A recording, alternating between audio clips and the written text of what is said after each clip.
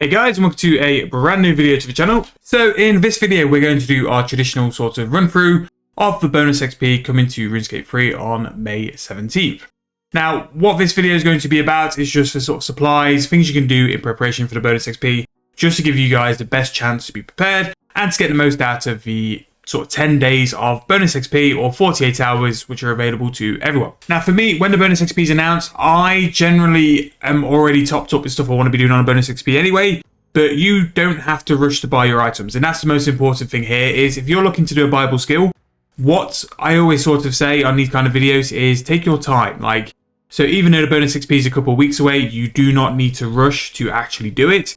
You've got nearly 3 weeks to sort of make some GP if you need to make some GP, put in lowball offers, but also ride out any price rises on items and just see them sort of level out to get the best value possible. Now, with the bonus XP announcement, of course, stuff is going to rise and stuff is going to rise quite quick.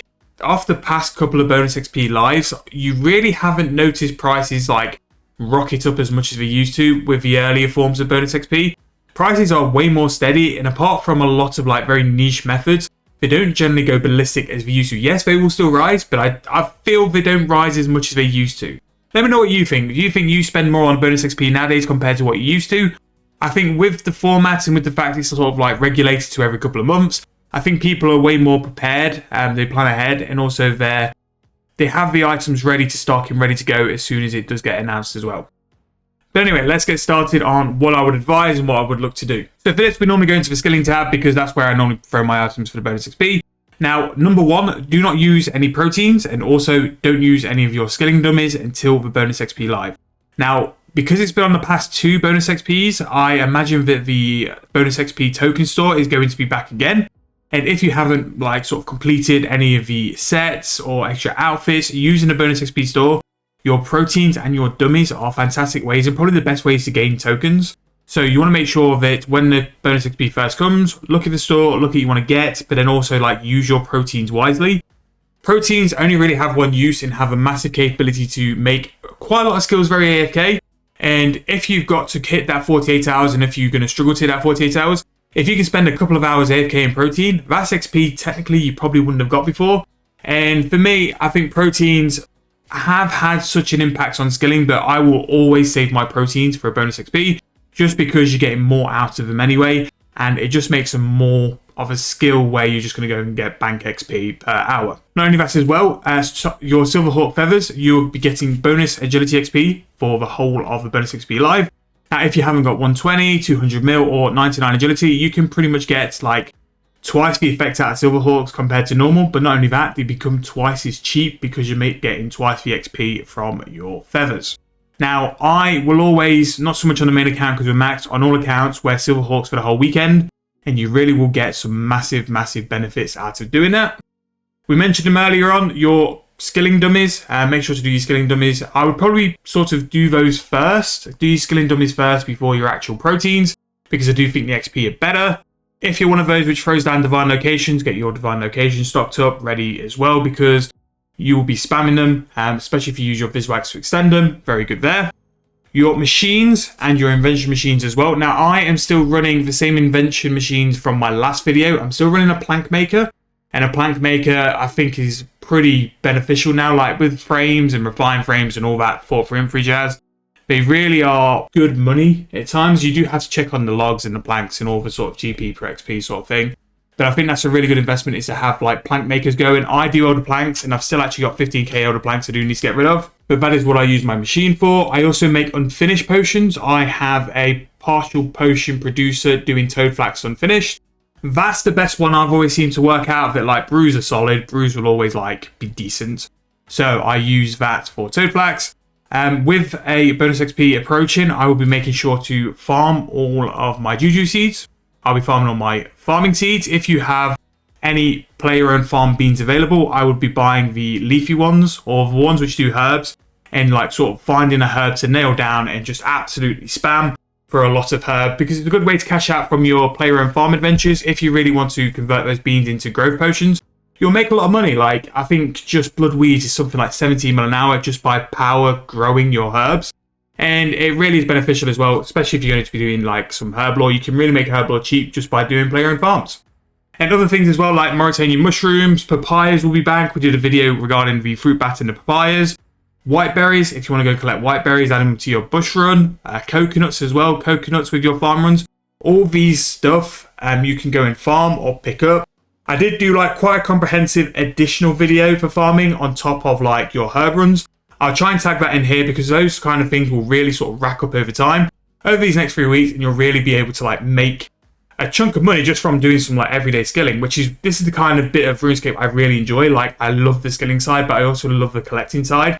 It's the fact you can have minimal cash and you can make such huge profits over time just by doing little tiny things. It will just build and build and build. And that's what I really sort of vibe with most in the game. Not only that, also important things, you do need a plan. So you need to have a look at what you've got in your bank, your cash stack, and what realistically you want to achieve with your levels. If you can plan out what you want to do, it means there's less chance you're going to be doing what I'm doing and sat at the bank looking at your bank thinking, what should I do now? So if you've got things like you need to do summoning, you know, like your plan for summoning, you know how you're going to do summoning, and even if you want to look for a couple of methods or a couple of guides to make sure you know what you're doing, definitely look at doing that as well. Now, one thing I might do for a bonus XP, depending on if you guys want to see it, I might run through what I would use my proteins for, as well as which proteins I'd probably skip. Due to things changing, like nowadays, there's some proteins which I don't deem like worth using. But again, let me know if you want to see it and I can do that as well. But also, more importantly than anything, you need to be making sure that if you do need any GP ready for the bonus XP, you are doing it now. On the channel, we have numerous ways to make GP. Now, it could be a really good time to make some profit just doing stuff for people. Like, when I say that, I mean, people will pay a premium for the overload sets to be ready-made. Like, so you could upgrade the super strengths to the extreme potions and turn them into the overload sets. People pay a premium for the overload set because it saves time. And that's really how you make money with skilling, is that you make potions ready for people to buy, which saves them that form of time investment into making them as well. No one really wants to be making extreme potions. There's way better XP, and because of things like the pulse core boosts, you can out-earn the extreme XP, if you get what I mean. So doing things like that can just generate a GP stack as well, and just making sure you're getting your offers in the Grand Exchange. But it's going to be another bonus XP. In terms of content for the bonus XP as well, I'll be doing a video on all 3 accounts, what we're looking to do. I'll be doing some money makers. That video on the proteins, if you want me to show you how I use my proteins for a bonus XP, let me know. We can definitely do that. But we'll do the normal standard content we do on a bonus XP because it goes down really well. I know you guys do enjoy it as well. But the video with the 3 accounts and what the plans are and stuff like that will definitely be coming. But this is pretty much a little video just talking through prep, what I'd look to do, and how I would gear up for another bonus XP as well. The main account really doesn't have quite a lot to do. The main account is pretty much there now. The only thing really is fletching, but we've got fletching sorted, fletching in prayer, but fletching is going to be done on bonus XP. The bond account is where we're going to see the most gains, but what I'm hoping, really hoping, is that by bonus XP, we are caught up. Like, when I tell you that my clips for the bond account now, there's only a little bit of scrolling left in them. We pretty much got out of Christmas and we're into January now. And with that, we've only got a couple of clips because I really haven't played that account much since Jan. I got to a point where I looked at how many clips I had to catch up on, and I thought there's no point making more work. I'll just wait till I catch up and then we'll go and play it again. But the good side is I'm very much refreshed on that account. I want to get back into it. I want to continue to progress. We got to a really good point last time, and I think a bonus XP as well, like, will just really push that account to just secure some things I think we need to do, which I'm really very much looking forward to. But that's just a little video going over the things I'll do for a bonus XP. You need to plan. You need to identify what you need. If you need GP, the money makers, there's a money making playlist on the channel. Make sure to go through it. It's not just combat. You've got skilling, and you've also got things which can even like give you a little bit of boost XP wise for bonus XP as well. Like for me personally, urns, extremes, refined planks, and frames as well are the 3 sorts of things I would concentrate before this bonus XP, because I know there are things people will buy. And I know those are things that people will be after as well, but you can definitely make a decent GP profit on it. Along with that, farming herb runs, farming secondaries, using secondaries, and all that sort of stuff as well are absolute bankers to making some profit. So now is the time. Under 3 weeks to go. We're going to be doing market watches. We're going to be doing money making guides. We're going to be doing stuff relating to the skilling and bonus XP side as well. I hope you guys enjoyed the video. If you have, please make sure to leave me a like, subscribe to the channel, and I'll see you guys very soon in the next video.